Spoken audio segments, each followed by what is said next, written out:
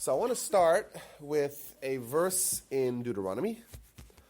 And the verse asks a question. It starts with a statement, I think, that would make us, wake up if we were if we were listening to a lecture and we hear a verse, or we hear a verse in the Torah. And like, this is a verse that kind of wakes us up.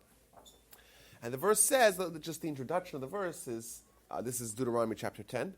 What does Hashem, your God, want from you? That's how it starts off. What does the Almighty want from us? And the Torah is very complex, and there's a lot of mitzvahs, and there's a lot of things to remember, and then finally it's all going to be synthesized and crystallized, and what does the Almighty really want from us? And then it goes on to list, to fear God, and to love God, and to do all mitzvahs. It gives a really long list, which is a question unto its own. If you're starting to try to crystallize the Torah, and then you give a whole long laundry list that seems very difficult, it doesn't seem to be congruent with the preamble of the verse. Either way, the Talmud explains this verse in a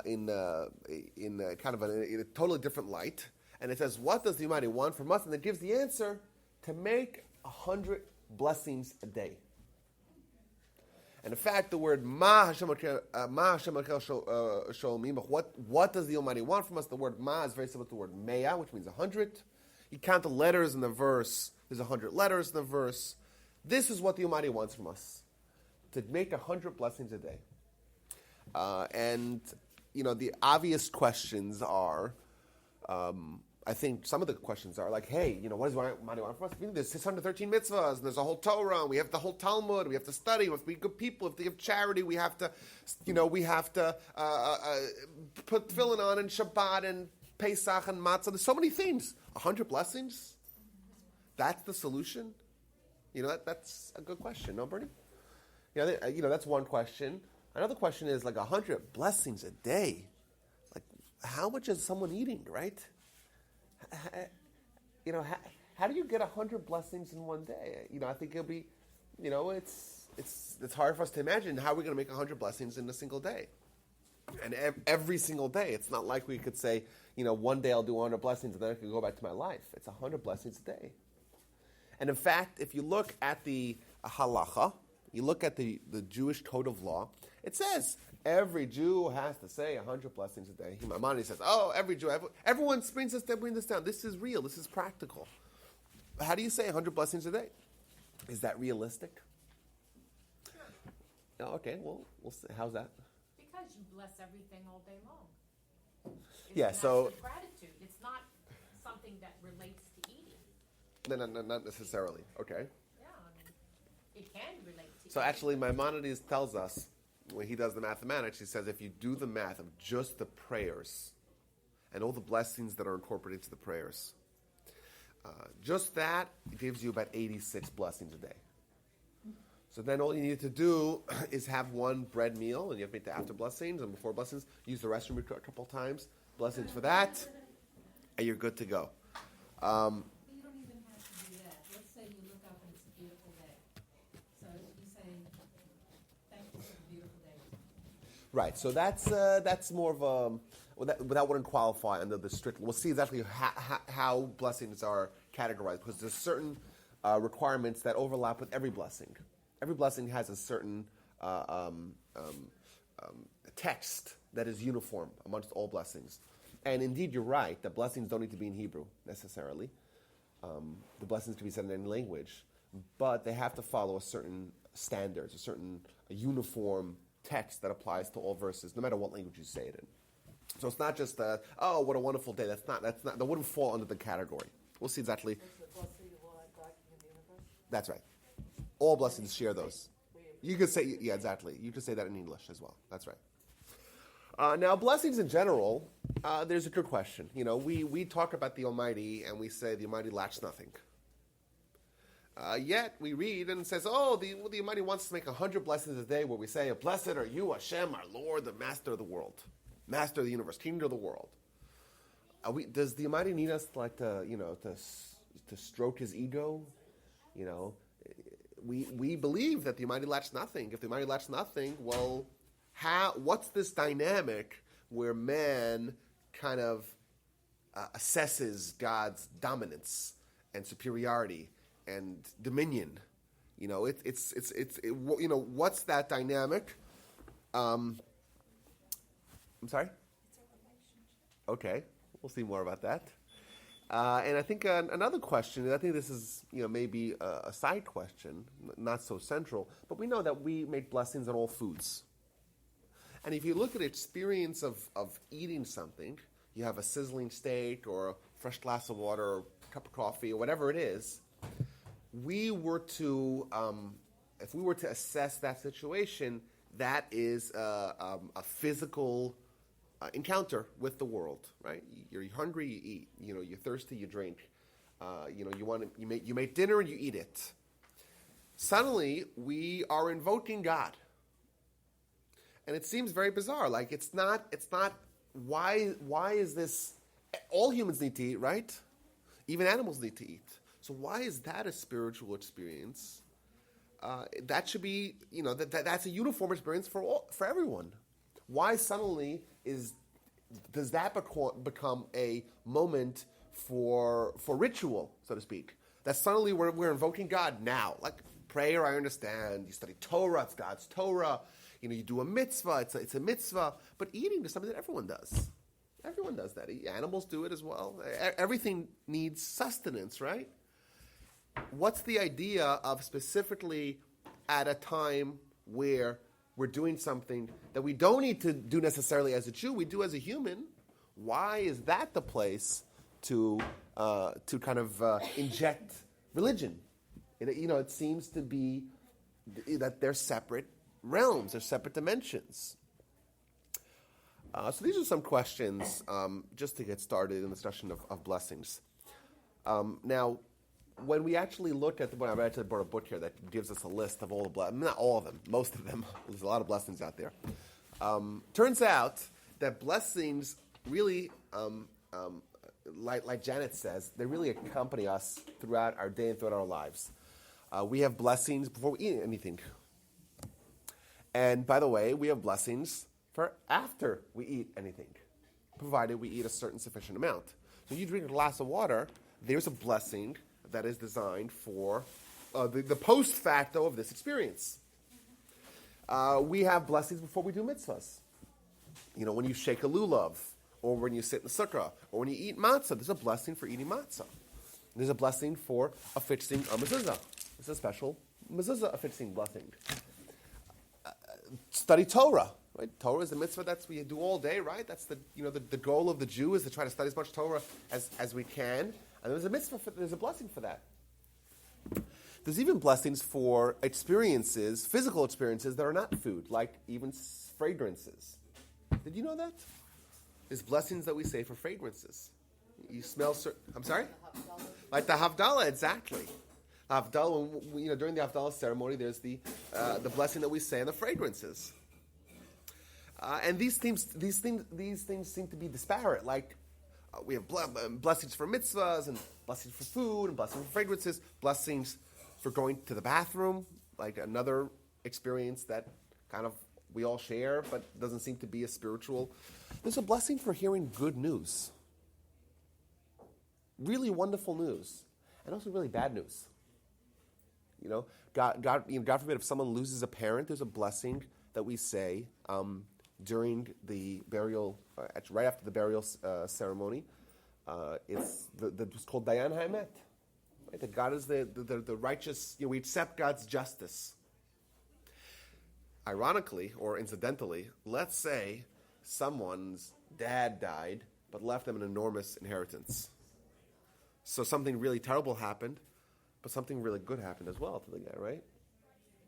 Obviously, it's a weird time to celebrate, but according to Jewish law, if someone's parent dies and leaves them an inheritance, they have to make two blessings. One of them for the disastrous news, and one of them for the wonderful news. Now, obviously, it's hard for us in the moment to isolate the benefit of an inheritance, the wonderful benefit of that. It's hard to disassociate that from the tragedy of losing a parent. But clearly, the idea here is that every positive experience has to be noted. And that obviously is something very different than going to the bathroom. Well, maybe it's also a positive experience. Well, maybe a child is left without. Obviously, it's tragedy, but Parents that maybe don't expect to die so young and maybe not so big. so it is a tragedy. And that's what's interesting about that. That even in the despair of tragedy, if something really good happens to someone, they have to note it, which I think is a very interesting idea. Not only that, when someone witnesses natural phenomena, like this past Friday night, I don't know if it was what was going on up over here, but we had some crazy storms. And in the middle of the night, I'm like, I see through my window this crazy lightning and thunder. It's nuts. I don't know, was that over here as well? There was some, but not. I slept through it. I did too. You didn't have any? We had tornado warnings. 3 in the morning. Oh yes, from 3 to 5, every 30 minutes, the alarm going off. So in the middle of the night, on Friday night, I woke up, and I just happened to have my daughter in my bed. That was a disaster, to move her to her bed. I don't know, she's like 30 pounds. She's in the 20th percentile, but somehow she's able to push me further and further and further towards the abyss. That's a natural phenomenon. So I had to take her. Then I see the lightning and thunder, so I stop and I make the blessings. There's blessings that we make when we experience the natural phenomena of lightning, of thunder, of seeing a rainbow. There's a whole list over here. Seeing a rainbow, seeing like an ocean for the first time in 30 days. Seeing. Well, yeah, but it's... So what's the blessing for the rainbow? Zocher HaBrit, that God remembers the Brit, the covenant, and fulfills his pledge and keeps his word. So we're essentially evoking the pledge that he made to Noah to not destroy the world. And kind of when we see the rainbow, that's an affirmation of that pledge. I thought he pledged that he would not destroy the world by a flood. True, and that's a wonderful thing, But just by flood, not by. That's the way I understood it. That's this. Not only that, there's blessings that we make when we see outstanding scholars, right? Regardless of whether or not they're scholars in Jewish subjects or in secular subjects. If you see, even an especially beautiful person, animal, or plant, a head of state or a king, place where miracles have, there's blessings for everything. Is there one for medications? My sister asked that before, but we couldn't find it. Yeah, so medications, when someone consumes medications, they don't make a blessing, because that's not food. I know, but for asking the Lord to make this work. Yeah, so there are blessings that there are daily blessings for that. Part of we would say that blessing at least 3 times a day. Like in the Rifa'enu section of the Amidah, there's a blessing for. Yes, and even if you look at the blessing that we say after using the restroom, Rofei chol basar mafli lasot. The blessing ends that God heals all flesh. So yes, we very much focus on that as a theme throughout our blessings. But either way, if someone had a perception that blessings were an isolated aspect of Jewish life, clearly we see that it is it's very broad, and it covers many different experiences and aspects of our lives, and it made sense that we could reach 100 with such a figure. The morning prayers, not the morning prayers, the Amidah service. The Hebrew name for the Amidah, I know what was the Hebrew name for one of the Hebrew names for the Amidah service? Huh? Well, Amidah is one of the names, but it's also called Shmona Esrei, which is 18. It's 19. But it's actually 19, exactly. Because the blessings, canonization of the blessings from the times of Ezra was always 18. And then 500 years later, they added another blessing, actually as a way to combat Judeo-Christians. Because Judeo-Christians was a big problem in the first century of the Common Era, because there were people that were Jews, and ostensibly were Jews, and looked like Jews, mainly Jews, and Paleo Jews, and kept kosher and Shabbos and everything, but secretly were Christians. And it was still one religion. And as a way to kind of force people to choose their allegiances, they added this prayer, which essentially went after these people, and then they would say, "Hey, this guy is suspected. We don't know. Let's have him lead the services. Let's see what he says." And that would kind of force people to make choices, like you cannot be both. That's not a possibility. It started off like that, of course, and now for sure it's two completely exclusive religions. But it started off as being a faction of Judaism, and this blessing was established to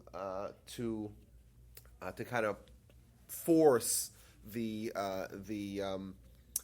splitting into two distinct religions. Is it the heritage? Vila Malshinim and to the heritage. That's right. Vila Malshinim al Tizikva. Group that followed it but added Jesus. Right. So what do you bless in the blessing? Oh, so it says the Vila Malshinim al Tizikva. There should be no hope for the heretics, right? And all different kinds of heresy should be eradicated from the land. What do we do now with the Messianic Jews and the Jews for Jesus? Are they Jews? Are they Christians? Listen, if someone's Jewish, They're Jewish. there's nothing they could do to make them not Jewish.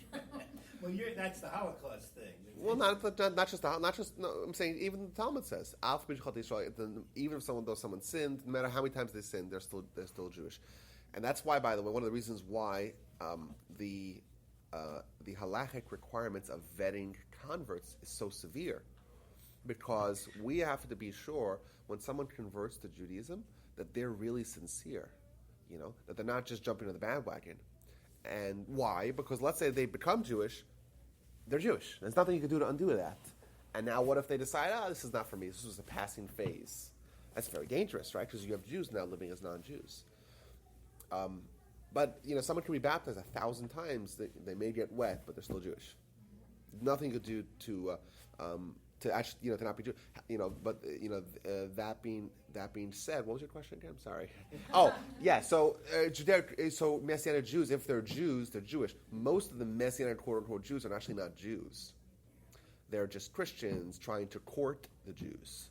But there weren't quite a few. There were books written by Jewish guys who became Messianic. Yeah, there were some, and we know throughout the ages. There's a famous the great debate of the disputation, as it's called, of 1263, where Nachmanides has this big debate, and he's promised immunity, and he has a debate with the Jewish apostate, and obviously he destroys him in the debate. And they say, they gave him 300 gold coins. And they said, but then actually no, you really don't have immunity. You have to leave the country. So it's not a new thing that there are Jewish people that pivot towards Christianity. It's very unfortunate, right? But that, I think the overwhelming thing today, it's a big danger. It's a big danger because a lot of people don't know necessarily that there's Judaism and then there's Christianity. They're different. So you say Messianic Judaism, that those two words don't go together. Like, that's an impossibility. It's oxymoron. It's an oxymoron. But if a Jew is looking, if you have a Jew who just goes online and says, "Hey, Jewish community near me," and you go there and there's so much Hebrew. If you we have in our neighbor, not far from where I live, there's a Messianic synagogue, quote unquote, or church. I probably call it a church.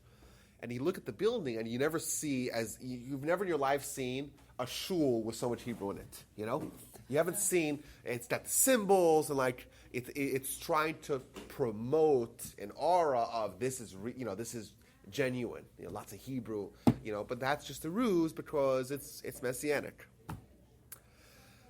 So, Let me ask, go ahead. and not to belabor this point, but is there any kind of a formal vetting process For what?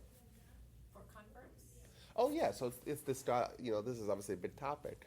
How conversions happen. My girlfriend is interested in converting, and they told her no. Mm-hmm. She was shocked. Which is, by the way, one of the tactics. Yeah, she has to ask again. Well, no, but it's a way to separate the people that say, "Hey, this is a nice idea," to the people that are totally committed, no matter what. I just wondered if there was a formal vetting process.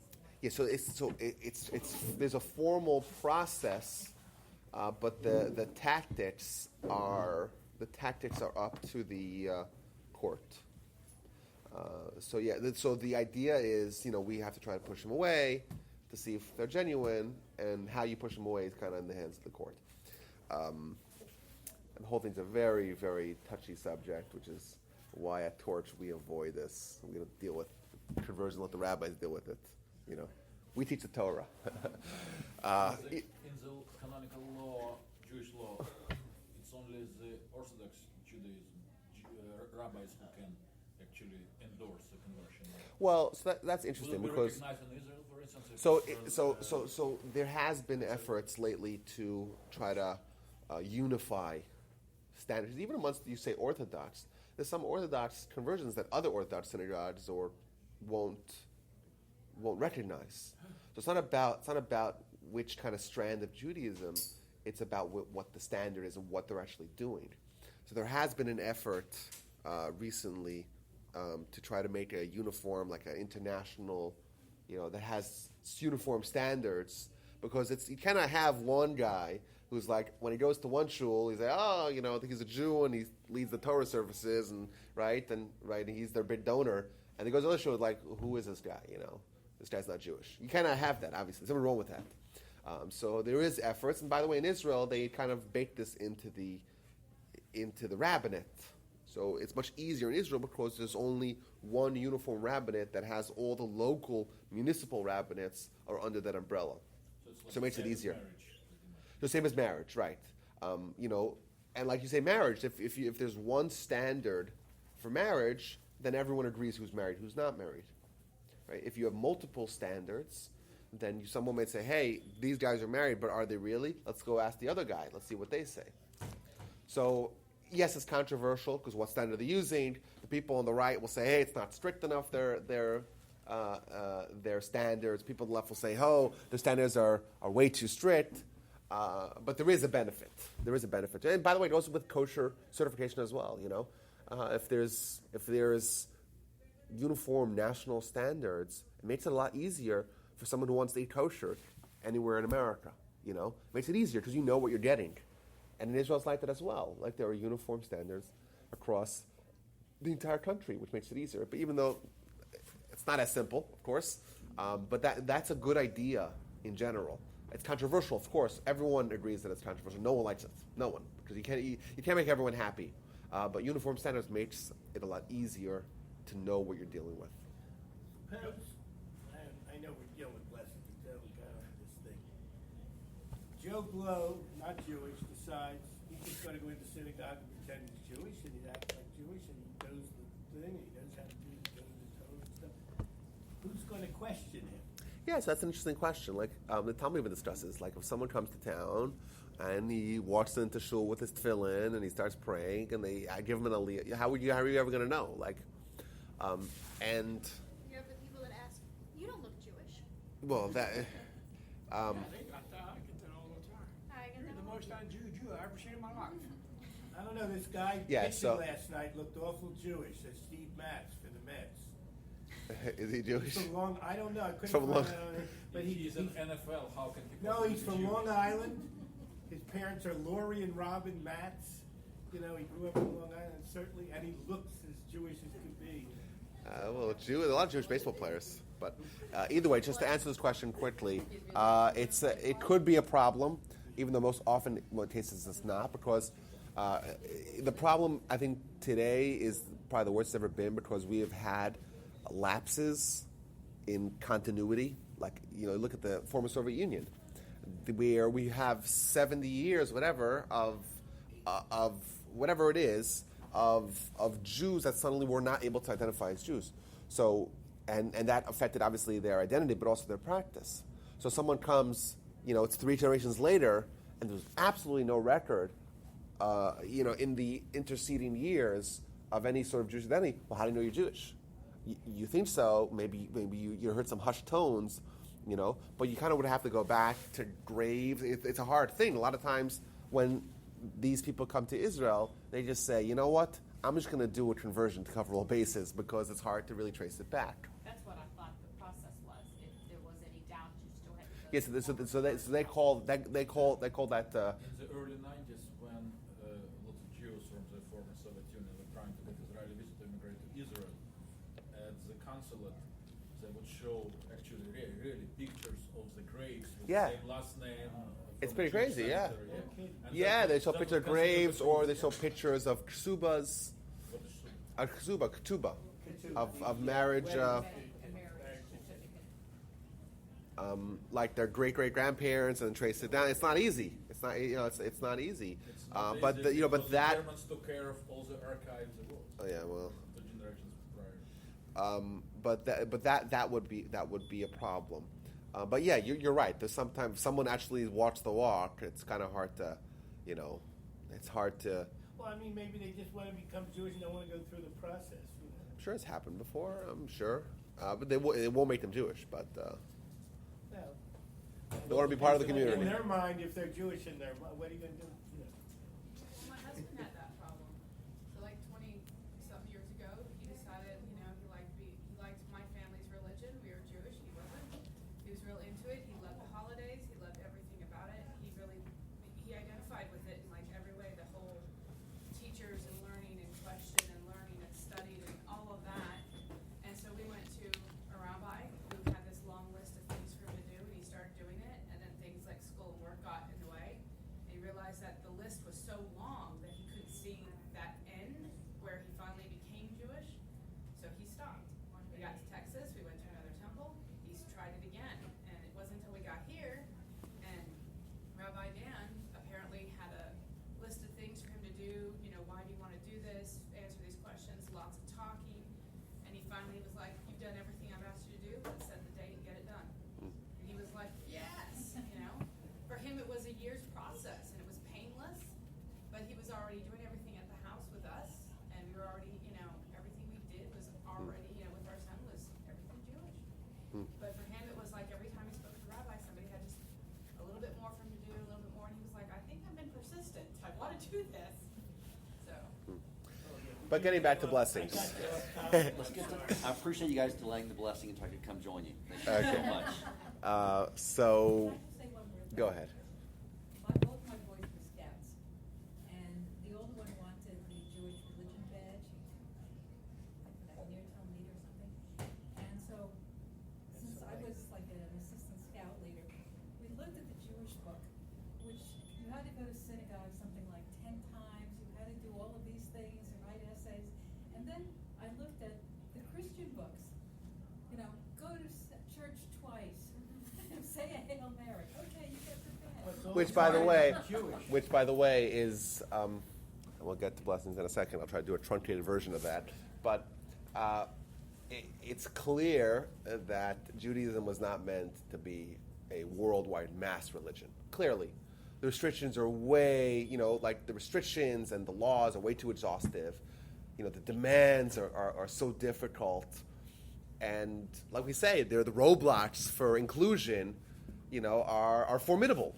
So it's interesting. If someone said Jews want to dominate the world, maybe not, but clearly it's not via mass conversions. We don't actively proselytize. So it's interesting. That maybe some of the things we would change if we wanted to be a mass religion. Either way, let's go back to blessings. Why do we make blessings? And why are they such a central part of our physical and spiritual and daily lives? So I want to just run through. I collected I think 7 or 8 reasons that I found scattered throughout the Talmud and Jewish literature that talk about kind of the value and how it's going to change our lives. So I think first and foremost, when someone makes a blessing, what does it force them to do? It forces them to notice what's going on, notice what they get, notice what they are able to indulge in, and appreciate and recognize that, and stop and take notice. And I think that we don't necessarily realize this, but I think maybe the greatest danger we can have in our spiritual lives is living a life mindlessly. It's not noticing without contemplating, without asking questions. And I think in Judaism we would say that such a life is really meaningless because you're not really living. You're not really examining everything that's going around you. So when someone takes the food and just gobbles it down, right? They're essentially living a life where they're demonstrating this is a given. I'm taking this for granted. I'm entitled to this, and I'm going to partake in it. When we say a blessing, we stop, and we recognize and we notice that this is a gift, that the Almighty is involved in our lives. We notice it. We make a blessing on everything we eat. We thank God. We use the restroom. And we contemplate the wonderful joy and delight of digestion.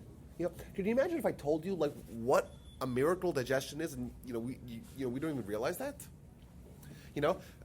My body's able to digest, like it's able to separate the foods and take the good and remove the weight. Like that's a miracle.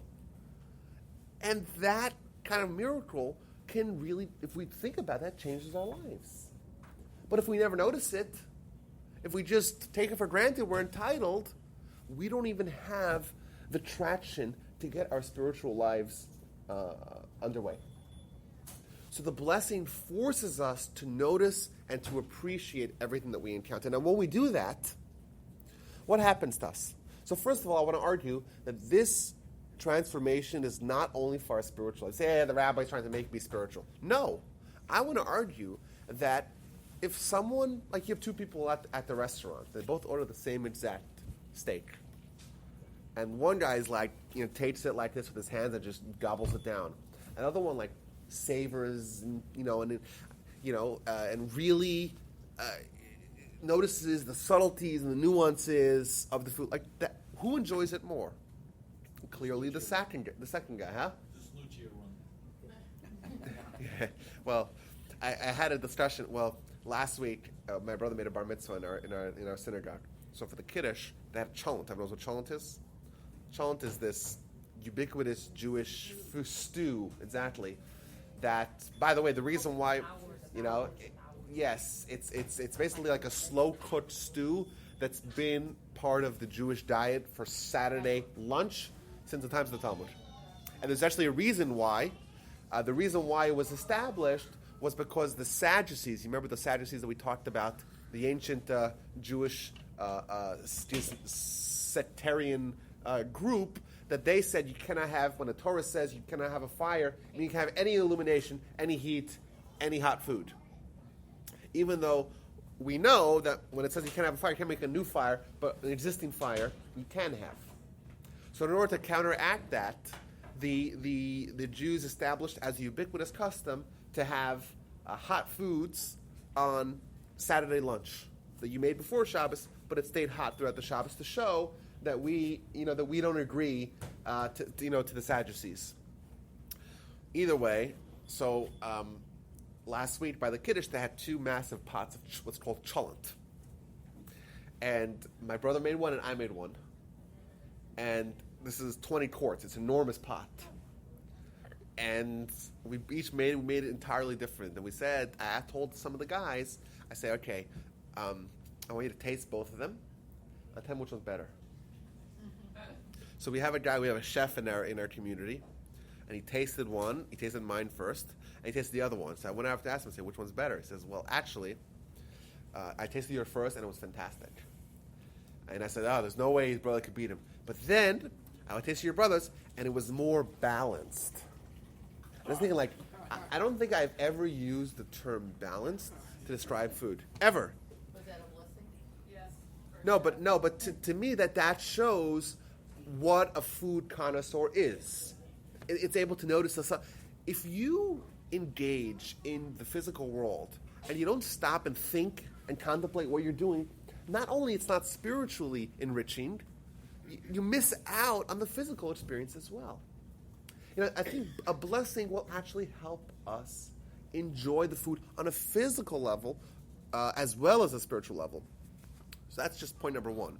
I'm not just trying to brainwash you to have more spiritually enriched lives, even though that would be a good thing as well. The chef should get more out of it than the people who eat it, because they're involved with every part of So spiritually. they should have a spirit. Well, let's see what happens to us spiritually when we do this. Whenever I bought a new stove here, Yeah. a month or two ago, one of the settings that's on a lot of the stoves now is the Sabbath mode. I found that interesting. Not all of them have it, but a lot of them do. So it's able to stay on. It's fantastic. I want to argue.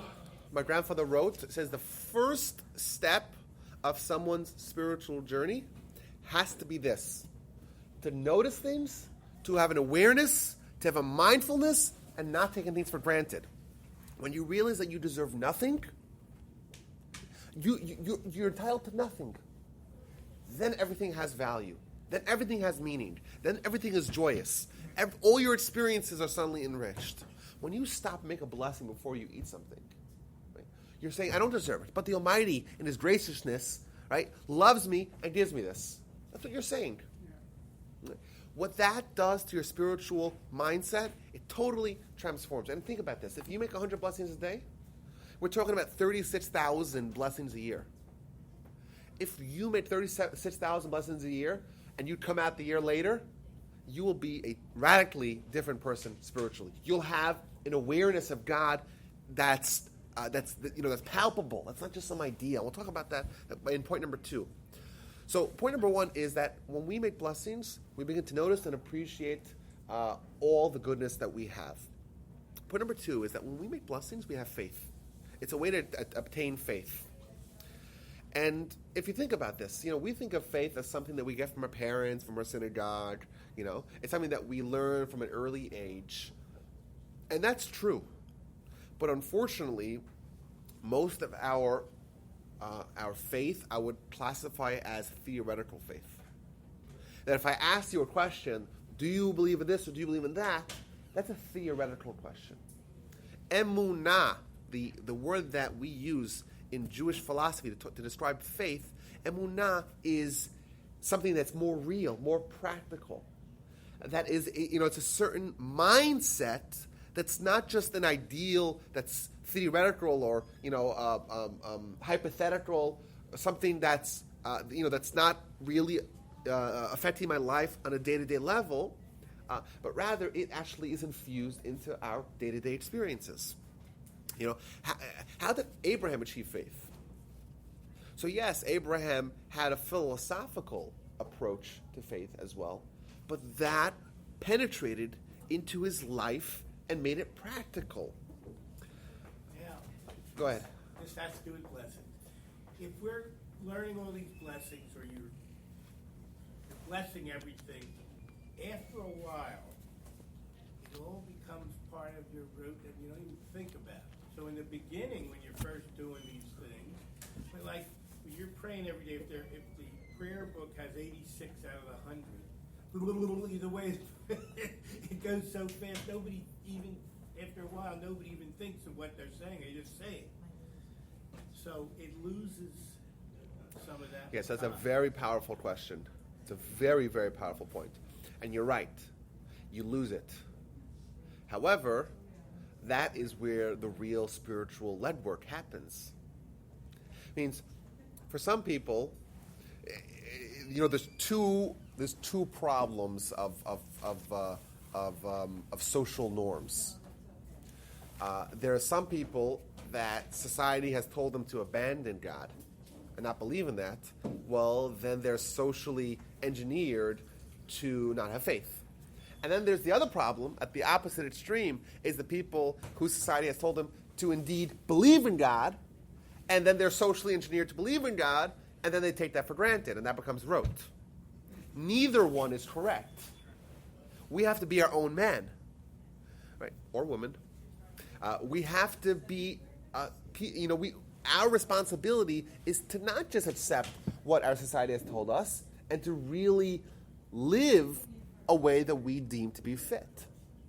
So with regards to faith, you cannot say, "Oh, I have faith for sure," and and the prayers and all the mitzvahs and all that, fantastic. I'll just do it and not think about that.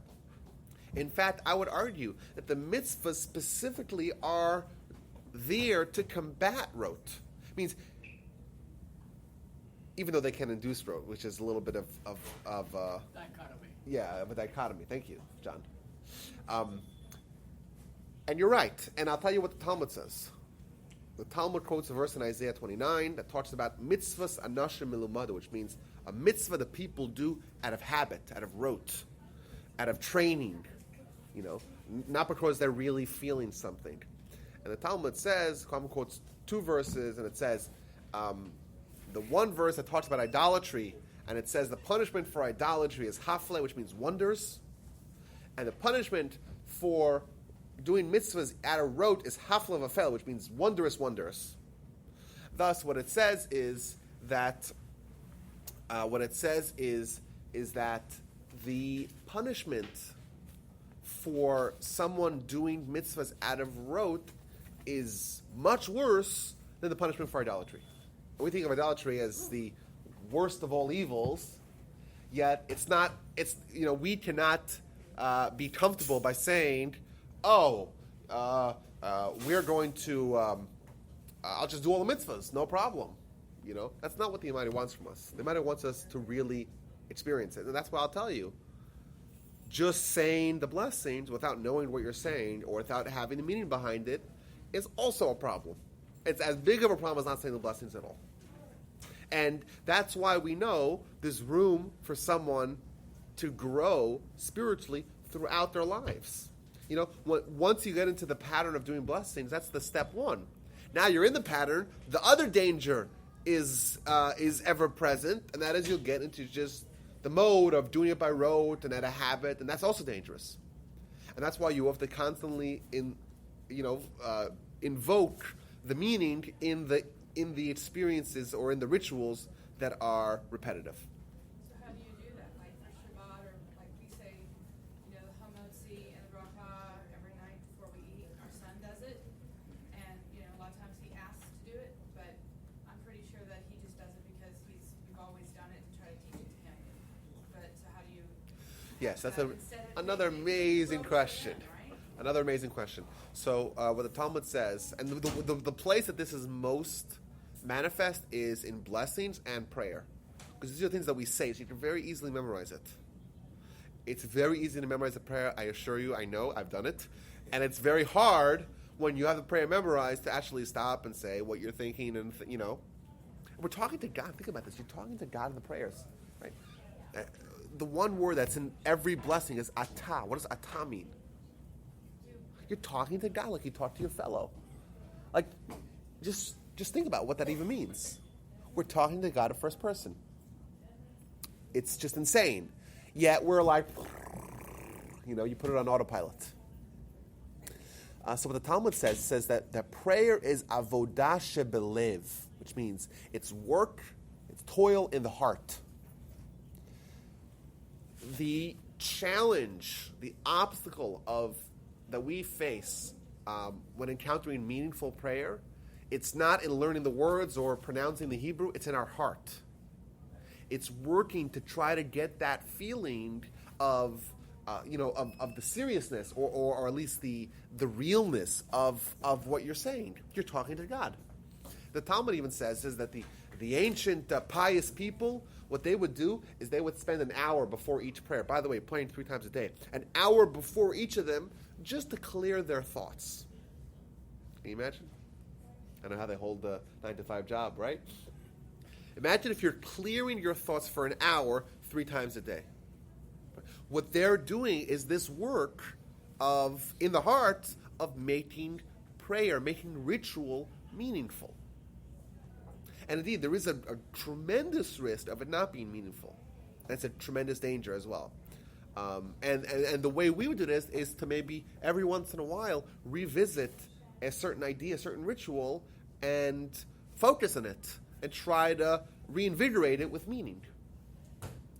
So if that means, hey, when I pray, I want to pray out of a book instead of praying by heart. If I know I pray by heart and therefore I just say it, I just go autopilot, lip service, I'm done. Yeah, I could do that. If I wanted to counteract that, maybe the first step would be to say, hey, for the next 6 weeks, I'm going to pray out of a book.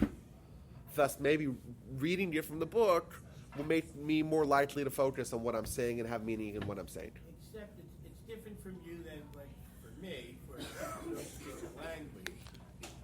We can memorize the Hebrew prayers if we don't know what they say, then look to the other side, all this kind of thing. But if you have it memorized, but you're able to speak Hebrew, you know what you're saying. But it's very easy to memorize. But I memorized that. I might have memorized it before I knew what it even meant. Yeah, but you know the word. Yeah. So if someone didn't know the words, then what they would do is maybe read it from the English. Yes, of course. And think about what they're saying. I have a friend, colleague of mine who I used to study with in Israel. He's now a rabbi in Los Angeles, and he sent me a book that he wrote, a small little book that he published. What's the book about? Well, it's about chapter 27 in the book of Psalms. And that's L'Darashim Or V'ishi. That's the first verse. And it's a chapter in Psalms that we say traditionally throughout the month of Elul, throughout the holidays of that follow the high holidays. So all the way through Sukkot. So for about 50 days a year, we say it every day after the morning and evening prayers. So what he did is, in his little pamphlet, he took the 14 verses of that psalm, and he made 14 chapters, one on each verse, and he really dug into the theme of each verse. You know, if you wanted to have meaning in a series of verses in a chapter in Psalms that you're saying in your prayers, maybe you read a book like that, and you say, "Wow, there's a whole chapter that can be written in each verse." Because each verse is saying some tremendous idea that, that makes it meaningful. So yes, you may have a head start if you can read Hebrew, and you understand Hebrew, of course. But that's not a magic bullet, and it doesn't mean that if someone does not speak Hebrew, that they're incapable of having meaning in their rituals that involve the unknown language. I have a quick question. Go ahead. Is that the toil of the heart? Is that why the Shema has it twice? About love the Lord your God with all your heart, Maybe. to Maybe. reiterate that concept. Yeah, maybe when it means in the heart is a reference to something that's real without thinking about it. If I wait someone in the middle of the night and I ask them a certain question, what their name is, they don't have to stop and say, "Oh, let me get my passport out." Let me get my papers. What's my alias now? Right? You know it, right? You live it. That's who you are. That's what it means, your heart. A heart's a reference to those precepts and ideas that are not something that you have to pull from some sort of server in your brain, but rather it's something that who you are. And that's what it means to worship God with your heart. It means that this is, it's a long distance from your mind to your heart, but that's the focus of the Jewish spiritual journey. Yeah, I think you would be right there. Maybe this is one of the reasons we are required to be part of a community, to not live separately. Why is that? Because everything we do will also become very experiential. It becomes very practical. So you think it's easier in a community to have meaning in rituals, or I think what could it be helps. rituals? I think it helps. Interesting. Certainly to develop those rituals. Yeah, but we think of someone in the forest, with absolute unity with God, like by himself, with hitbodedut. I don't know. I'm saying I think there's an argument both ways. I don't think there's a downside to the downtime, but I think our lives are not spent in solitary. A certain portion of it to help us recharge our batteries, yes, but we don't live our lives in solitude. We live our lives interacting with others. The question becomes, what do we learn from our interaction with others? Yeah, well, I think every situation presents opportunities and, of course, challenges. I think that when you, let's say, pray with a community that it's a much more powerful experience, but when it's also less individual, and therefore there's room for you to just go with the flow. I think it's a good argument either way. Another point here: we are typically. I wouldn't argue that most of us have a sense of entitlement. Most of us realize when goodness has happened to us. But I think maybe what blessings do is they're able to arouse that feeling of joy in many more situations. I'll explain what I mean. Every parent, I would say probably, every parent has a deep moment of faith at the birth of a child. If you see a birth of a child, like if you experience that from beginning to end, that's a dramatic, like just wonderful, just such a gift and such a miracle, of course. And of course, we know there are blessings that mark such occasions when we celebrate wonderful news. But the blessings compel us to not only notice the big events in life, those life-changing milestones, but also the sip of water that we don't even think about. So what it does is it's going to expand the realm of experiences that we're going to notice. And, someone mentioned hamotzi here. We say hamotzi lechem in haaretz. Blessing we say in bread. And by the way, I have over here, I've made printouts for you guys, which I almost never do, of the 6 pre-food blessings and the different blessings that we make on those foods.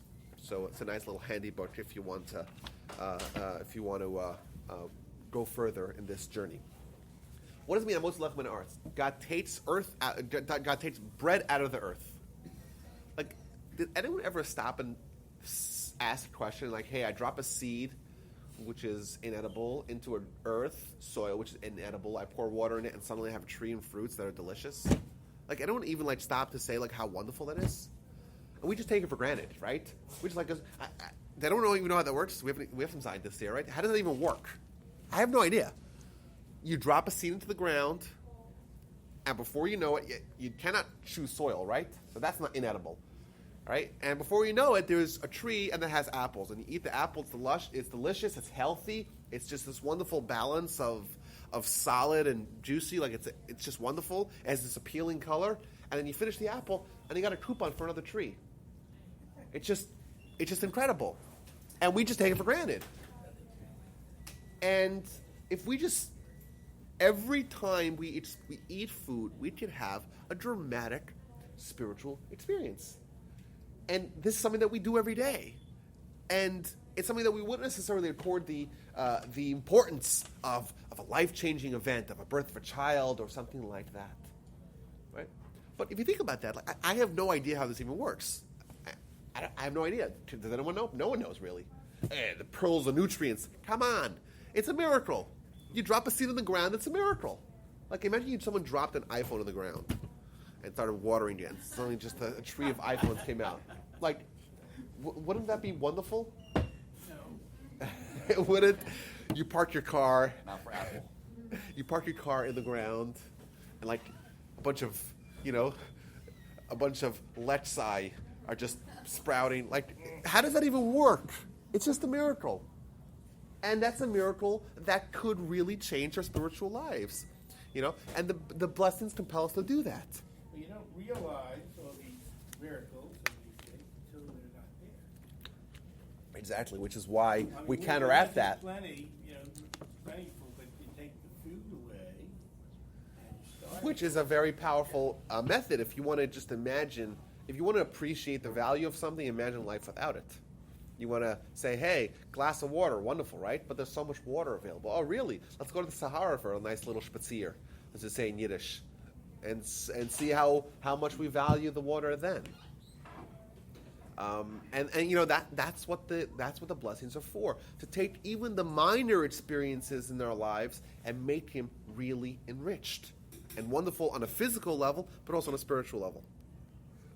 Okay, I want to quickly run through because I also want to actually get to the laws of blessings and how they work and what we do with them. And I have 6 more reasons why we make blessings. Blessings elevate our physical activities to being spiritual. And I know people were thinking of this earlier. But when we have a physical experience, right, typically we think of these 2 realms of our lives as being entirely distinct. The insight of Judaism, I would argue, if there was to be one universal idea in Judaism that is unique or almost entirely unique to the Jewish worldview, it's the idea of this conversion, of this crossroads between our physical and our spiritual lives. They don't have to be distinct. We take our physical and we lift it up. We make it spiritual as well. Right? That's what holiness means. Holiness is where the physical is able to be uplifted to the spiritual. That's why so many of our mitzvahs involve our physical life.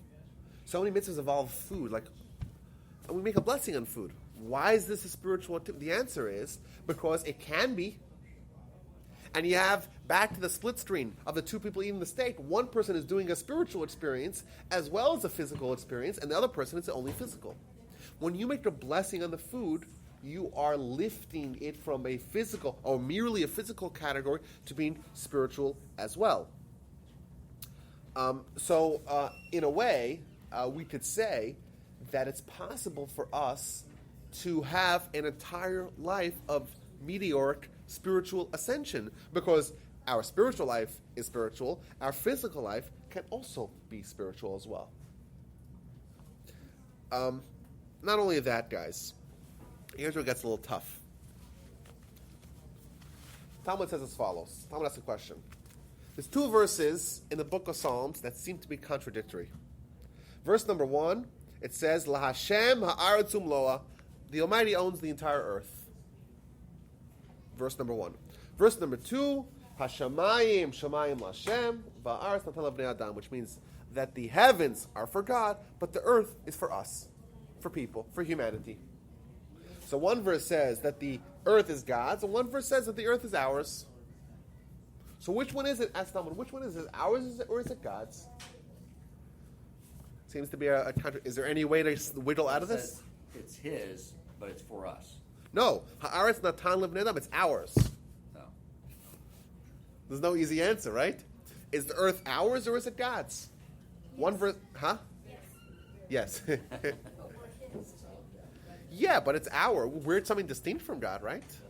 Yeah, we only exist due to God's graciousness, but we're something distinct. Talmud says like this. The answer is that the earth is God's before a blessing. The earth is ours after a blessing. If someone wants something, they can't have it because it's God's. Unless they make a blessing, then they can't have it, then it's theirs. So what's the transaction that takes the world and takes it from being God's to being ours? The blessing. Well, what happens if someone indulges in this world without a blessing? That's the next Talmud. If someone indulges in this world without a blessing, it's as if they steal from God, because it's God's. Not only that, they steal from God, they steal from humanity. They steal from the Jewish people. So, not only is a blessing some nice thing that we can have if we want to have a spiritual life, we want to have enriched, we want to have appreciation and enriched experiences, but Talmud makes it very clear, the verses make it clear, that we're not allowed to have it. It's not ours, it's God's. We're encroaching on God's stuff. It's, you don't want to steal from God. Maybe from your boss, you could, from the company, whatever, I could take some paper clips home. But from God, no one wants to steal from God. That's not the kind of enemy we want to have. And how do we acquire it? How do we make that's not God's, it's ours? Via a blessing. And if we don't make a blessing, it's as if we stole from God and we stole from the Jewish people, which I'll explain in a second. How does this work? How is a blessing something that causes us to acquire that was heretofore God's? So Rabbi Israel Salanter, arguably the most influential rabbi of the 19th century, he famously compared the world to an expensive hotel. You go to a hotel, really fancy, swanky hotel, and you go like, oh, wow, let's see what we got here. So you open the mini bar, and there's tons of alcohol and candy, and you look at there's a menu, right? And so much delicious food. And you order, and you don't think about it. You're there for a week, and you order and order and order and order. You come back in the morning, your fridge is replenished. No one charged you anything. Fantastic. And you come at the end, and it's a bill of, $1,800. Why? Because that bottle of water was $6. Bottle of water, $6? Right? In fancy hotels, all the prices are inflated. That's what this world is. This world, you look around, everything's free. Like, you eat the bread, and God doesn't charge you. There's so much pleasures to enjoy. Nothing charged. But then, when your hotel stay is over, you got to pay a pretty penny for it. Right? Now, says Rabbi Sandi, he finishes his thought, who's the one person who goes to the hotel and eats whatever they want and drinks whatever they want and empties out the mini bar and doesn't have to worry about paying the hefty bill at the end of their stay? Huh? Well, the owner, but Democrats. The answer is an ambassador. If you're an ambassador, all the bills sent directly to your nation that pays for your trip. So if we want to have a free ride in this world, we have to become ambassadors for God in this world. If we're living a life that we are promoting the ideas of morality, goodness, kindness, Torah, mitzvahs, if that is our primary goal, then our stay in this hotel is going to be bankrolled by the Almighty. We don't have to worry about it. We can indulge as much as we want. The physical world is not going to be problematic for us to partake in, because we know that so long as we are faithful ambassadors to the Almighty in this world, by the way, as is our mission as a chosen people, we are God's ambassadors to the world. We are the ones that are upholding the mission of bringing God to the world. But if we do that faithfully, we don't have to worry about paying the bill at the end of the hotel stay. That's the idea on a global level. I were to argue that how do you actually pay for it? What currency are you using to pay for your stay? You're using spiritual currency. I were to say that when someone makes a blessing, that is a transaction. That's the way he acquires something that was God's, and now it becomes his. So if you want to buy something in this proverbial minibar, how do you buy it? What do you pay for it? Like, what currency does God take? Right? The answer is spiritual currency in the form of a blessing.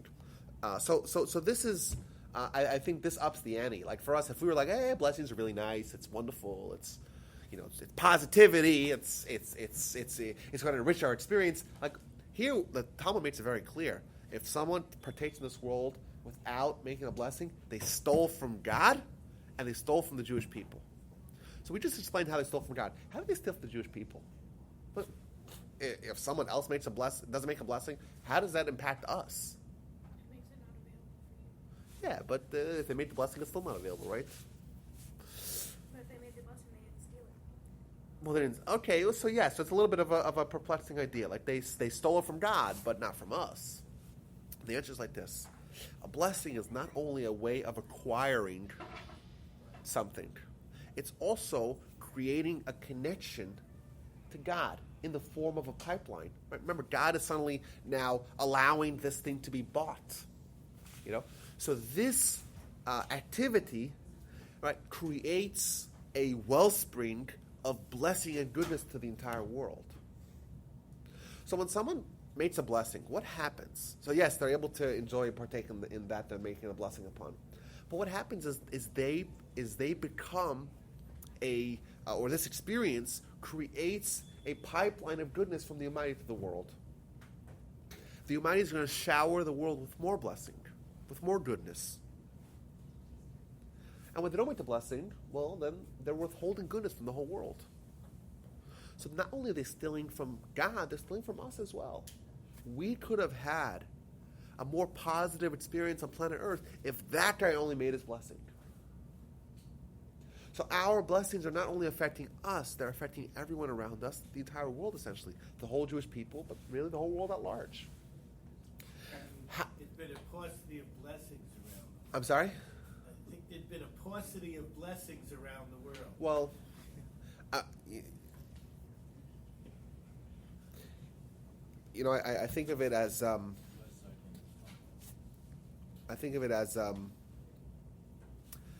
there's a verse we read last week in the Parsha. It talks about Abraham being a blessing. Abraham will be a blessing. God tells him, leave the land of Israel and leave the land towards the land of Israel, and those who bless you will be blessed, those who curse you will be cursed, and it says, and you will be a blessing. And the Midrash says, by the way, it says something crazy. It says that not only will those people that bless Abraham be blessed, but those people that even had a connection with Abraham, they would also be blessed. Like everything that he touched, so to speak, turned to gold. Not only that, people that would invoke Abraham's name when they were in a time of despair or tragedy, God would send them salvation. So the idea of a blessing as a connection, it even works if someone is connected to someone like Abraham, right? To a spiritual beacon in the form of a person like Abraham, that also affects the goodness that flows towards them. How much more so when they connect to the source of all blessings, the Almighty. Okay, so we raised the ante a little bit. We're going to raise a little more. Everyone ready here? Let's do it. There is a statement in the Talmud as follows, which is going to be, a hard, it's not readily understood at face value. And it's based upon a verse, where the verse in the end, towards the end of Exodus, that talks about God's place. Now, whenever many times in the Torah, God is described, or one of the names associated with God is the place. The Talmud says as follows. The place? The place. Hamakom. Hamon, yeah. Makom. What does that mean? So the Talmud says like this. The Talmud says the world is not God's place. Rather, God is the world's place. Which sounds like a really naughty idea. It sounds like a philosophical tongue twister. The world is not God's place. God is the world's place. Now, what does that mean? So, people, most interpretations deal with the philosophical nature of this teaching. What does that mean on a philosophical, even theological level? My grandfather, in his writings, I found this incredible idea, which will be applied to blessings, as we'll see. We have to ask the question, what comes first, the world or God? Now, what does that mean by that? We have a mitzvah to honor our parents. Right? Honor your parents, and we said that maybe we'll have you have a class about that. We talked about it last time we were here about Ten Commandments. Honoring parents. What's the dynamic? How does that work? So typically we think, hey, listen, you have parents. And the parents do so much for you. And your parents care for you and worry for you, and they raise you, and they pay for all your expenditures, and they go to soccer practice, and it only makes sense that you honor them, and that's right, and that's moral. That's what we think. We think, just to summarize, we think that, hey, you have parents, honor them. When in reality, it's the opposite. That the Almighty created the world in a manner that we have parents in order that we can fulfill the mitzvah. Means what comes first? If we say that the world comes first, you have parents. Okay, now what does God say about that? Then comes God. Then what are you doing? You're essentially saying that the world is God's place. The world's here first, and let's invoke God into the world. It's really the opposite. Everyone seemed to agree earlier that God comes first and then the world.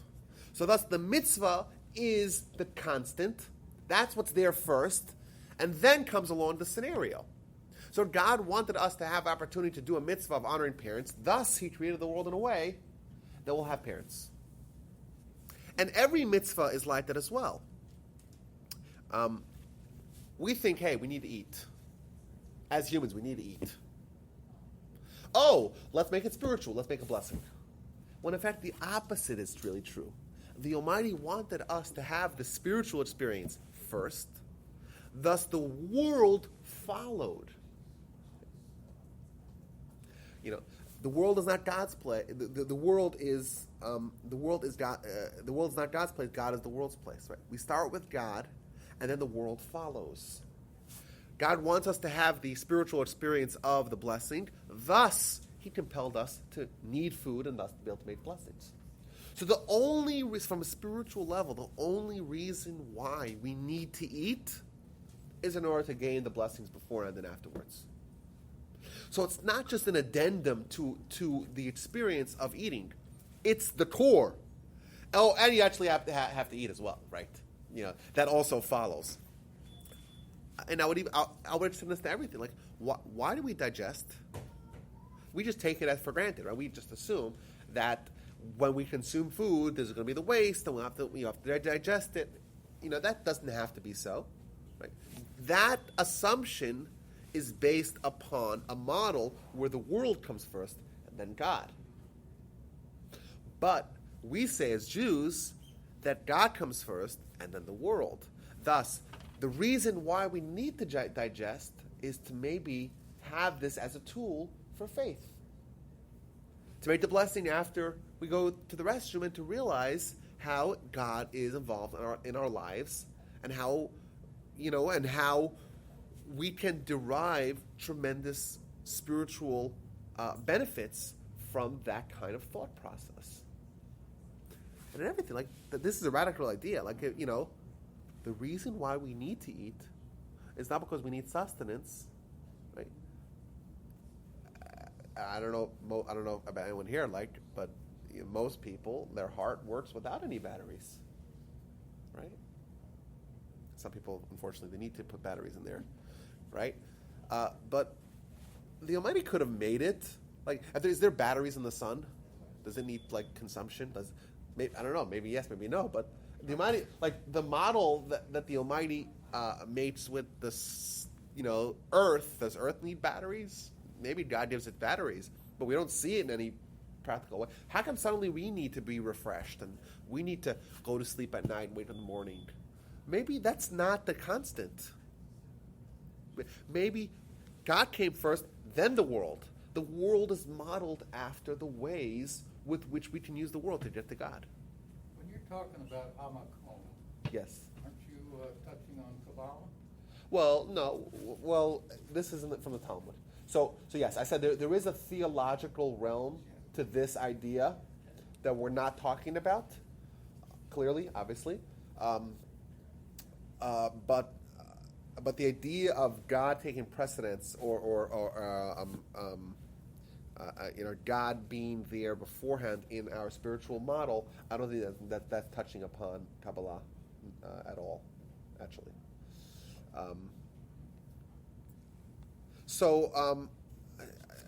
I were to say, just this point is that the blessing is not just a way to eat, the kosher way of eating. It's like this is why we eat to begin with, which is obviously a dramatic idea.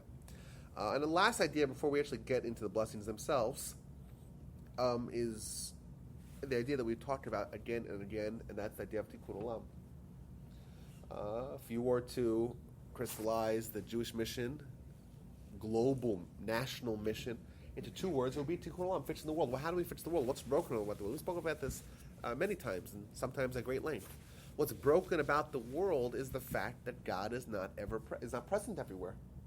In our perception, in the world's perception, it's not clear, it's not evident. That's the problem with the world, it's the problem with humanity. And our focus as a nation, as individuals, and part of the collective is to change that. And the Torah is the tool.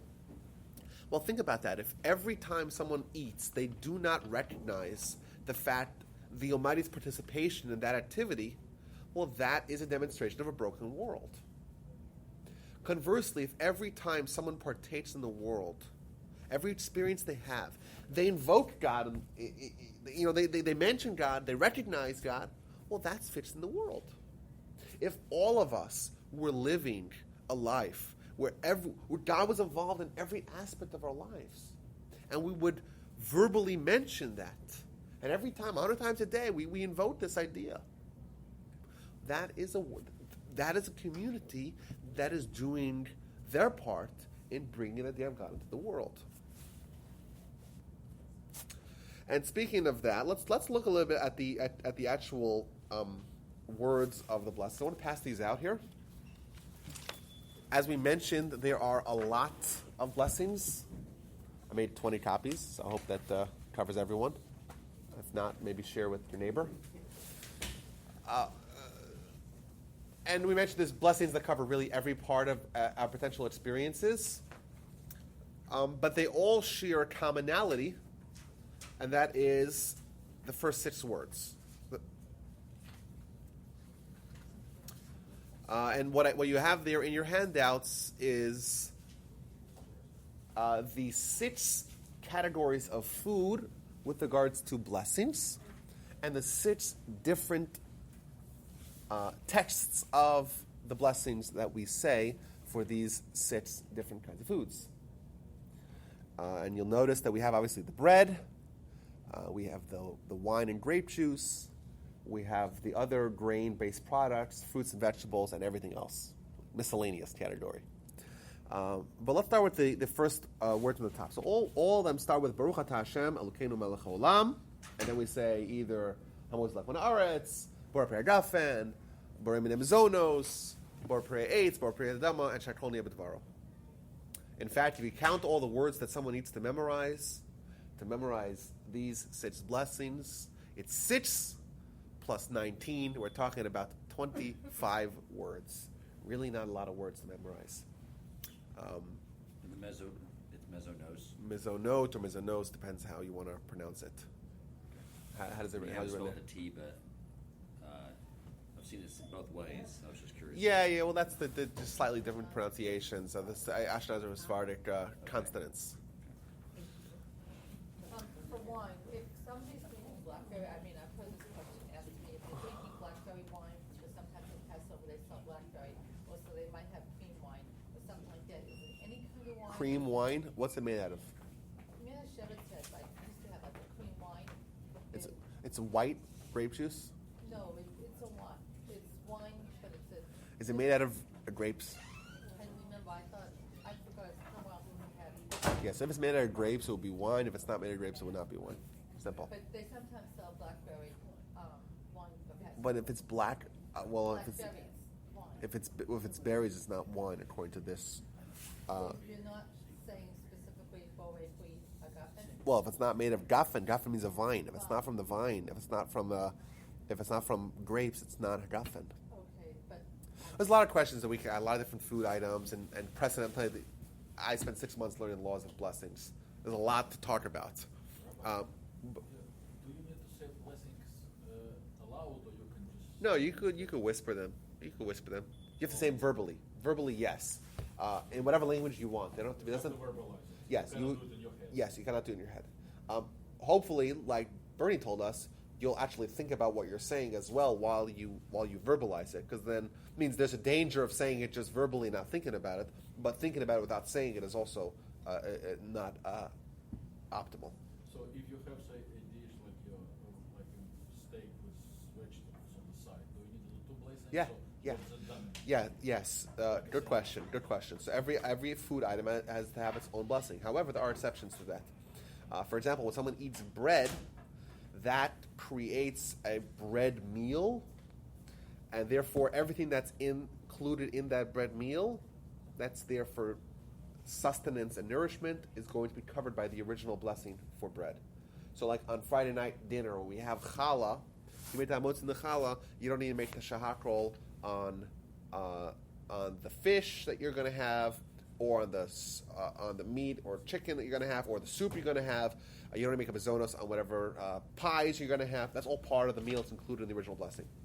But otherwise, if you have the steak and the vegetables, you got to make the shahakol on the steak and the hadama on the vegetables. By the way, the order of those 6 blessings that they are delineated on your paper is actually the order of the blessings you would make. So if you would have the steak and the vegetables, you make the blessing on the vegetables first, because that takes precedence, and you over the general blessing of the shahakol that covers everything that's not included in those categories. That would come second. Why is that? Just because it's a more of a general prayer? Yeah. So the more specialized the blessing is, the earlier you say it, the precedence. But not only that, with it, like if you have, let's say, 2.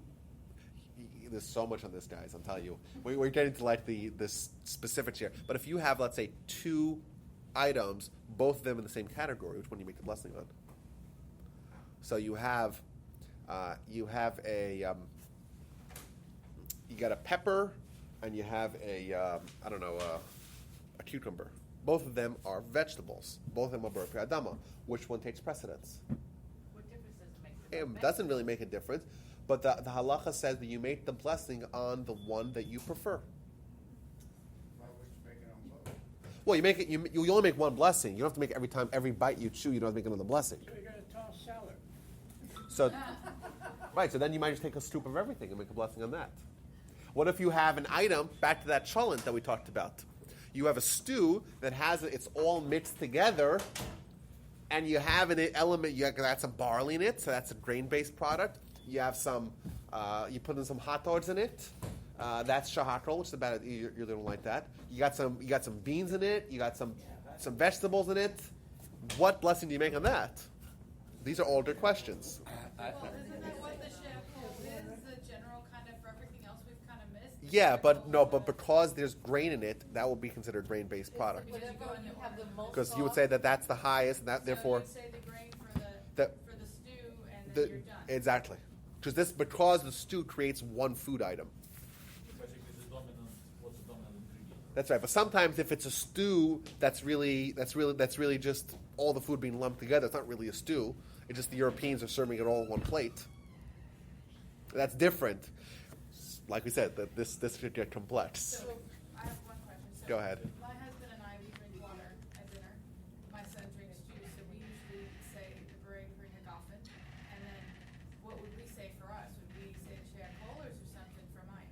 Yeah, well, mine would fall under the drinks category, shahakol. So we'd be fall into number 6. Right, but remember, if you're in the middle of a bread meal, the food and drinks are covered in the original bread blessing. So in your bread meal, you're not making a blessing on your water because it's part of the bread meal. It's covered with that original blessing. once you put a piece of bread on your table and you're eating bread, that suffices for everything else, right? Well, not really, because it doesn't cover desserts. Oh, I forgot about that. But depends which kind of dessert. You spent 6 months on So this? that's- Yeah. So you separate It was awesome. Then you say shahakol baked, and then you have bitzavot, and you have pies, let's say. You have pies? Pies, like an apple pie or something. Well, okay, that's a good question. Is that the question you would have? Is that dessert? Or is that part of the meal? No dessert. You're Well, gonna who says it's separate. dessert? You're gonna have You're a- saying it's dessert. I may argue with you. Oh. I So maybe you want 'cause pie as a anything- side dish. You're right, you could. I remember the battles that we had. The battles that we had over like potato chips. Is that dessert or not? Because some people would eat potato chips as that's still sustenance. It's a snack as well, but it could be sustenance as well. With your tuna fish sandwich, let's say. Yeah, that might be part of the meal. Sustains nobody, okay? Well, but you talk to my kids. What's wrong with non-verbalization? Well, it's like the vidu, the confession that we do in Yom Kippur. Whenever you verbalize something, you bring it out. And when we talked about speech, when we spoke about Lashon Hara, how speech is this convergence of the physical and spiritual. Remember that? We spoke about that? I may not have been doing that. Oh, you missed a good one. But the idea of speech, where it's really who we are as a human, is what we say, because speech is the touch point of our physical and spiritual lives. Speech is partially physical, but it's also spiritual as well. So that's why when we verbalize something, we really bring it out into the world. You're by yourself. You don't have to verbalize that. You can verbalize for yourself. Yeah, you're verbalizing for yourself. That's the experience. It's verbalizing. So I mean, thinking it is not good enough. You don't have to. No. Thinking is not good enough. That's right. If you're worried, when I went at restaurants, I say, no one. I'll even be with someone on business lunch. They don't have to I'll hear. look down and say, Hadamad. They don't even know I'm saying it. But I just. It has nothing to do with whether they know or not. I'm just trying It's to 8 think words. of whether what you're thinking is just as important as what you verbalize. That's what It's like I'm sure you watched the game last night, the Mets game, right? Yeah. Were people saying "Let's go Mets"? Were they just thinking in their heads? Yeah, they may have. I Why, watched the why Temple are people game. screaming? Just think about it. More important was the Temple Notre Dame game. Well, the Temple lost 24-20. I went to Temple. They probably didn't do the blessing right. I didn't say the blessing.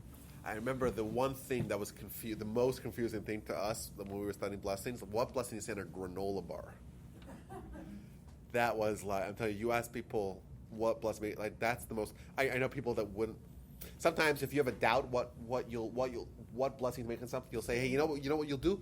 Just eat a bread meal, and that way it covers all blessings. So that way you don't have to figure out which blessing it is, because it's covered regardless of whatever blessing it is. So there's some foods that some people will only eat during a bread meal because then it covers everything that's included in that. So like I remember, Big bunch already. So what was the answer for the granola bar, number 6? so I think granola bar is hadama because it's roasted. It's still grains. It's grains that weren't really cooked and transformed. It means what takes grain and turns from adama to okay, we're getting too technical here. Interesting, you have to come to a conclusion with those granola bars. And then there was this unanswerable question: what to do if you have two fruits and one vegetable? Okay, so you have 3 food items. Now, I mentioned that there's the idea of precedence of the food that you like more. However, there's also 7 fruits that are mentioned as being characteristic to Israel. Right? The Shiva Taminim, the 7 special species of the land of Israel. Now, when you have a fruit and a vegetable, okay, you make the blessing on the food that you have precedence for. So you have the apple and you got the pepper. Which one you like more, you make the blessing on. If you have 2 fruits, you make the blessing on the one that is part of those 7 categories before. So if you have the apple and the pomegranate, because pomegranate is they're both fruits, both grown trees, because the pomegranate is one of the 7 species of the land of Israel, that takes precedence even if you like the apple more. So let's say you have 3 items. Listen to this question. You have a pepper. You have a apple, and you have a pomegranate. You want to eat all 3. The food that you like the most is the apple. The food that you like the second most is the pepper, and the food that you like least is the pomegranate. What blessing do you make first? Yes, but you prefer the pepper over the pomegranate. So therefore, if it was just those 2, you go with the pepper. Problem is, you have a 3rd item. So it means it's like a circle here. It's a good question. It's one of those. It's one of those. Go ahead. What happens if you think you're saying the right prayer but it's the wrong prayer? Yeah, so that's why we try to learn the prayers as well as we can. If someone has this, if someone is presented with a esoteric rare fruit, is it grown in a bush? A bush is considered a vegetable. So strawberries are hadama, even though we think of them as fruits. Yes, and the apple banana is not from the tree, that's the other one too, the hadama. That's right. So if you encounter some sort of fruit or vegetable, you have no idea, is this from a tree, is it from a bush, is it from the ground, you have no idea. What you would do is make hadama, which means from the ground, because even trees grow from the ground. Like a durian or something. I'm sorry? A durian. I don't even know what that is. There you go. Thing like this Point big proven. with, Yeah, and there is a lot of questions of what to do when you have in doubt, and there's so many different kinds of what do you do with pancake? How much time we spend on pancakes? I don't even eat pancakes. It takes a lifetime of eating to learn how Oh yeah, it's a lot of fun. Go ahead. Well, it's because it's one of the 7 species that were especially wonderful in Israel, and therefore, and the verse is a special verse that says that the land of Israel is the land of wheat and barley and figs and dates and grapes and pomegranates.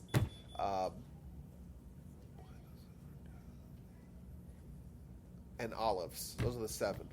Because the verse assigned primacy to these 7 species, therefore they would take we would go first with the blessings on those in respect to a food item in the same category. So for example, if you have let's say a cake which is made out of wheat, and you have rice, which is also a grain, but not one of those grains. Both of them have the same blessing. We made the blessing on the item that is part of the 7 species before the item that's not part of the 7 species, which is the rice. oil. Would it be number 6? So olive oil is interesting because olive oil is not really a drink. It's a blessing you make on salt. It's not really so if you eat it, maybe you make a shahak roll. It'll probably be a shahak roll, the last category, because it's transformed. A lot is discussed about that. How do you transform a food item to something else, thus changing its blessing? right? If you eat a grape, what blessing do you make? It's the fruit. You squeeze the grape, you have wine, it's a different blessing. So this idea of a process transforming a blessing. Grapes are fruit of the vine, why wouldn't you say grape? Yeah, because Ber Perdaf is referring specifically to grape to grape juice and wine, because that is a process that changes it. And that's why in the sources it talks So about. is the vine considered from the ground, or is that like the grape? Is that from a tree? Well, Does the obviously, vine come in this that's category? true. That's true. But the reason why the grape has its own blessing in the form of Ber Pergafen is because it's one of the only foods that can be totally transformed via a certain process. So you look at wine and you look at a grape; they're entirely different things. There's grape oil too. Okay, so that would probably be shahakal. That's Is it- in seed oil. Is it safe to, if you're not sure, just to say shehakol? Yeah, but it's also dangerous to say that, because that would say, hey, you don't need to know, just make shahakal and everything. That's the danger. I found online yesterday, I was looking for it online, there's entire websites dedicated to like answering all the questions, like bran flakes. What blessing is that? So we can maybe do it like but go online. You can search like it is like these enormous lists, like alphabetical order, like what to do. But most foods are self-explanatory. They fit in one of these categories. You have these Hollywood, these exotic fruits or foods that are questioned, like Pringles. What? What blessing make on Pringles? Pringles potato chips. Don't do Or would that depend on what they're made So it's out of? potato chips, right? Huh? I was gonna say, wouldn't it depend on what they're made out of? Made out of potatoes. They're made out of chemicals, so. Well, okay, but if you look at the first ingredient, so the ingredient that it has the most of, MSG. no, it's potatoes. It's potatoes. However, if you look at the actual Pringle, you can still look at it, right? I'm going with you on this. Okay. That the way they do it is they take the potatoes, they crush them into a paste, and they recreate them into that perfect shape. So that's not a potato that was cut up. That's a process too. That's processed. That's why that would be shahakal, even though it's made it's made out of potatoes. That would lose its blessing of hadama because it's changed. As opposed to potato chips, if you just take potatoes, cut them, and put tons of salt and MSG, whatever you want, on it, right? That's still a potato that was just cut up. It's still be hadama.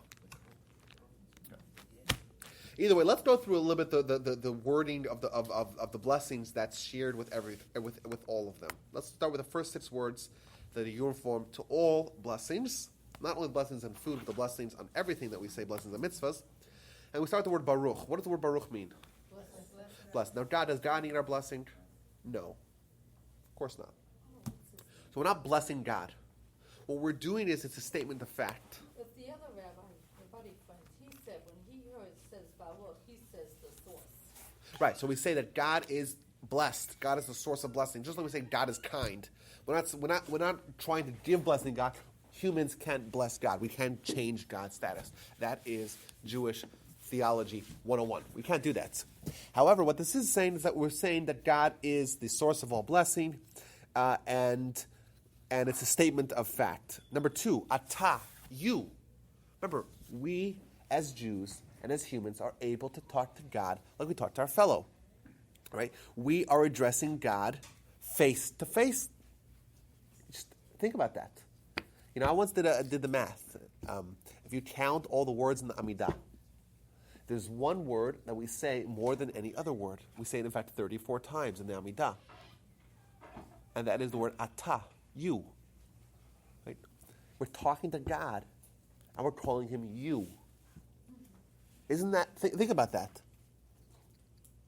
If we were talking, obviously, lahavdil, as they say, to make a distinction between the holy and the profane. But if we were talking to a judge, or a president, or a pope, what would we say? We would say, Your Honor, Your Excellence, right?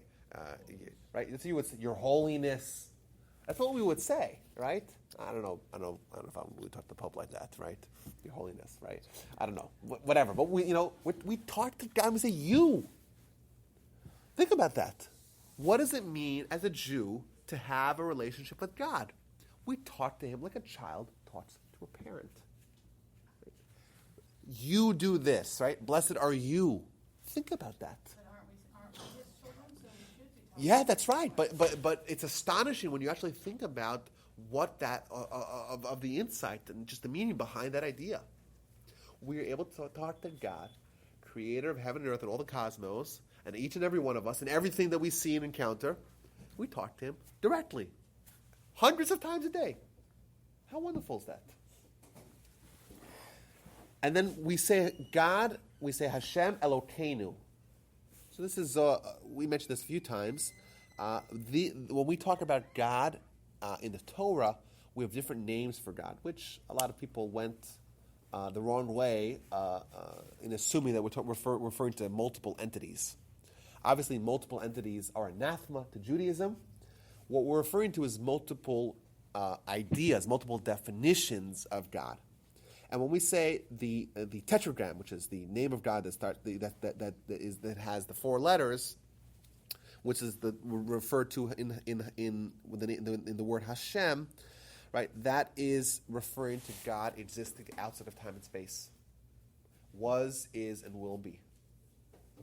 That's essentially almost God Himself. Essentially, now the way we pronounce it, with the word that sounds like Adon. Adon means master of everything, right? That's what we think about. God's the master. Elokeinu, the word Elokim or Elohim. What does the word Elohim mean? It also means God, right? But if you look in the Torah, Elohim means power, right? For example, the Jewish court is called Elohim. That's not obviously God. It means a court. It means power. Because whenever there's power, the word Elohim is an appropriate word. God tells Moshe, "I will make you an Elohim to Pharaoh." Doesn't mean I'll make you a deity. It means I'll make you a master. The word Elokim, when we say Elokim, we're referring to God. It could also be referring to God, and therefore we don't say it the way we would say referring to a finite power, but here we say Elohim because God has all the powers. By the way, God's one, yet the word Elokim means powers. The answer is we're not referring to God Himself, we're referring to God's powers, total dominion over all. These 2 names put together is the complete name of God. God essentially, the one who is the master of all, right? Was, is, will be, not bound by the constraints that we have, that has all the powers. And lastly, we say king of the world. Now, what does that mean? God's king of the world. Which world? This world and all the worlds, right? Well, the world is singular. It doesn't say king of the world. Okay, but maybe. Okay, but So we're referring to our world. Well, he's king of the universe is also not is he one universe? Right? Whichever world we're in, we're saying the world. Just thinking back to what we said earlier, that this is an activity of Tikkun Olam. What are we saying in every blessing? We're saying God is the master of the world. We're saying that this entire world that we have, there's one master, and that's God. That is an act of Tikkun Olam, fixing the world. And then we say Borei, God creates. The word Borei Prayer Gavim, Borei Minim Zonos, Borei Prayer Eitz. That is also a testament to God's total dominion and power over all. So essentially, like the food is an afterthought almost. The blessing is like we're talking about God and we're bringing God into the world. It's an act of Tikkun Olam. So, to go back to where we started from. If you were to ask the question, what does God want from us? Indeed, a very appropriate response is 100 blessings. Because if we do the 100 blessings as we describe them, with the proper understanding and with the proper concentration, like Bernie said, if we do it properly, we'll have everything. We'll have a fantastically delightful and joyous physical life because we'll notice and we'll take pleasure in everything that we encounter, and we'll have God in every area of our lives. We'll notice it, and we'll have Tikkun Olam, and to think of how a physical experience could bring Tikkun Olam, like that's mind-boggling, and that's the convergence of the physical and the spiritual. And indeed, God doesn't need our blessing. It's not for God. God doesn't need it. It's for us. And how can we realistically say 100 of them? Well, we can because it's everywhere. It's in our prayers. It's in our experiences. It's everywhere we look, we find blessings. It's in our mitzvahs as well. And you know what? Maybe this is what God really wants from us because this could bring us to every destination that God wants from us. And indeed, as we said earlier, just go quickly what we said. This will transform our spiritual life. You want to achieve faith? How are you going to get faith? Blessings is the way to get faith. How are you going to get happiness? Blessings will give you happiness. How are you going to notice even the small things? Via blessings. How are you going to elevate the physical to make it spiritual? Make blessings. And you know what? There's a serious component to it as well. It's all God's until we make the blessing. We acquire it via the blessings. Right? It's God's world until we buy it. We acquire it. There's a transaction here via the blessing. We live in this expensive hotel, and how do we buy things? How do we pay for things? Well, there's one way to do it collectively, and that is to say, hey, I'm going to be someone who my entire mission in this world is to bring God into the world. I'm then the ambassador. I can eat whatever I want. Does that mean I don't make a blessing? Well, no, because you say, hey, you don't need to make a blessing if you're the ambassador. Well, if you're not making the blessing, you're not doing your job. You're going to get fired. You'll get replaced. But even on a small individual item that I want to buy, I want to indulge in, I make the blessing. It's mine. So what's the blessing for chocolate? Shakol Yom Dvaro. Sandy, what- Shakol, the last one. Everything else, Everything, okay. right? Milk also. Yeah. Every drink that's all drinks that are not I wondered about milk. all drinks that are not grape juice or wine. So even if you take, let's say, tomatoes and make tomato juice, that would be shahar. Because remember, you're changing, you're transforming, you're processing it from being a fruit or a vegetable into being a drink, and that would change. Orange juices, even though it comes from oranges, you just squeeze the orange. Like Tropicana says, you stick the straw into an orange, right? But no, it's not a fruit. It's now a drink. Then it's shahakol. And not only that, if someone eats and they do not make a blessing, they're stealing from God and they're stealing from Israel, because you know what? The blessing is an opportunity, or the opportunity for blessing is an opportunity for bringing goodness into the world. And if you're not bringing goodness, you're taking away from what we could have had. And the crazy idea, go ahead. Are there blessings for like after you're done eating? Oh yeah, yes. So if you forget to say the blessing before, can you like make up for it afterwards? Yeah, so what happens, so there's an entire section of the law. What happens if someone forgets? Well, if they're still eating, they would make the blessing on whatever they're eating henceforth or thenceforth. If they in the middle of chewing something, they forgot the blessing. They forgot to make the blessing. So if it's something that's negligible, they would maybe take it out. But if it gets disgusting, they won't eat it again. Well, then they make a blessing while the food's in their mouth. If it's something like they drink, they could like make a blessing like that. And if it's something negligible, you have a little sip of water, you have plenty of water, you could just spit it out, make another blessing. That question is dealt with. Now the after blessing as well. There's 3 after blessings for 3 different categories. What are the categories? So if you look at your 6 categories, there's the Birkat Hamazon for after a bread meal, after one of the 7 species. You eat a certain fill of that. There's an intermediate blessing, and after everything else, there's a very small blessing called the Borei Nefashot. Maybe that'll be next time we study blessings. We'll go to the after blessings. But in this book, it has all the pre-blessing, all the after blessings, and all transliterated. I would highly advise. Huh? Where do you get that from, Rabbi? This is the most ubiquitous. It's called a bencher. That has all the blessings. So it's the bench. It's the bencher, and it has it all transliterated. The NCSY bencher, and they came up with a new edition of it. It's $2 online. Because people say that if they don't go through all the blessings, that big cut, they can still say Chazaneh HaKol. Yeah. So. That's the shortest of all. Yeah. So there is a lot of people that try to make it easier. Doesn't have to be easier. We also mentioned that the reason why we need to eat is to make the blessing, not the other way around. We got a quick guide to the blessings. There are more blessings out there. There are so many different scenarios that we could possibly encounter. What happens if someone's dessert is cake? Does that cover by the original bread blessing or not? Say, is this $2.50. We should buy for the whole. Yeah, tell you what, put your name on a list if you want the book, and I'll order for the group. That way the shipping will be cheaper. So I was thinking. I was thinking last night I should have bought it for everyone, but I thought about it too late. So go ahead. These blessings, how did they come about? Did they originate did God give them to Adam, or have they developed? Yeah, so they're not from Adam. Some of them are from the Torah, are Torahitic, like the blessing after the. So did you say some of them did? Some of them, originate with no, Adam? none of them with Adam. No. Maybe Adam made blessings, who knows? But they're not part of the Noahide laws or the laws that are universal. Some of them are included in the Torah.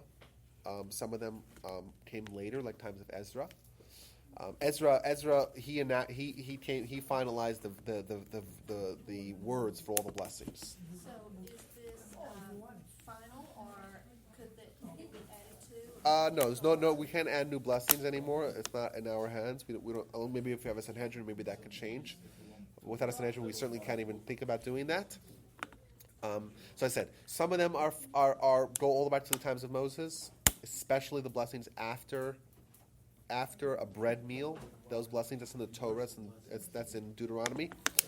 But the pre-blessings, even though the themes are not new, but the actual words were canonized by Ezra and the men of the Great Assembly. Okay. Where's gefilte fish fall in? That would be shahakal. It's fish, yeah. But it also has grain in it. Oh, so how much grain in it? How much grain? It's a good question. If most times people eat gefilte fish, like I've never in my life eaten gefilte fish, don't plan on it. No fish for I me. make the most wonderful. You don't eat fish? No matter what you, I don't eat any fish, so I don't even eat like chicken if it was shaped as a fish. I wouldn't eat it. Are you a vegan? No, but no fish for me. Steak? Yeah, steak's fine. Yeah, I'll Chicken's order and I'll fine. bring 'em here. Beef's fine. Or, Fowl is fine. Just no fish for me. Everyone has their things, right? Huh? Eggs go on the number 6. Edge will be on the number 6 exactly. Edge will be on the number 6. I'm sorry. Duck eggs. That's for writing. What is that? Duck. Oh, duck eggs. Oh yeah, that'll be under that. Yeah. Remember, if it's not bread, if it's not wine, if it's not grain-based foods, if it's not fruits and vegetables, it's under shahakal. Everything else. So what if someone has? You don't have the time we spent on this. If someone has, let's say, for dessert, cake. Normally, for dessert, you wouldn't make a blessing in the middle of a meal, but you would make a blessing, but not for cake. Why? Because if you notice here, I wrote under number 3. You see number 3? I gave 3 rules here: sweet, filled, or brittle. What that means is that what really changes bread from what's the difference between bread and cake? What's the difference? Both of them are made of flour and water, right? One has leavening in it and one does not. Both of them have leavening in it. A cake's leavening Huh? could be largely egg. It's sugar. That's right. It's sweet. That's the only difference. When you put sweetness into bread, it downgrades it from bread, full-fledged bread, to number 3. Or if you take bread and you fill it with something. So if you have, let's say, bread, and inside the bread is, I don't know, chocolate or pizza rolls or whatever, then it would be downgraded. So are sweet rolls? So sweet rolls, by the way, there's this entire industry called Mazonos rolls. Mazonos, which is number 3, or Mazonot, depends how you pronounce it. Those rolls, if you want to have, let's say, a sandwich, you don't want to make them. Yeah, so they specifically make them sweet so that we won't need to make the long blessing and the long after blessings. But how sweet do they need to be? A lot of fun. Right, so it actually depends. The Sephardic custom is to not add any sweetness. So egg challahs are ubiquitous in the Ashkenazic world. In the Sephardic world, a lot of egg challahs, they won't make hamotzi in it. because once it has too many non-flour water ingredients, you're kind of diluting it from being a bread. It's very close to being other grain-based products that are not bread. Either way, guys, lots of fun. Thank you And very we'll much. see you next week. Thank you. The topic is. We'll see what the topic is. Not forget. It's gonna be fantastic, whatever it is. Okay, and if I don't have your name, you don't have a name tag. Give Dan your name, and Yes. we'll. You don't have a name tag. I have your name.